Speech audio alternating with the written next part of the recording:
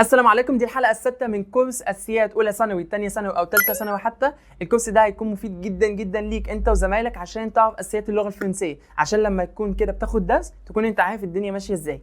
دونك النهارده هنتعلم فيرب مهم جدا، والفيرب ده هتلاقيه في كل سيتوياسيون، في كل المواقف في الكتاب. دونك فيرب اسمه سابيولي.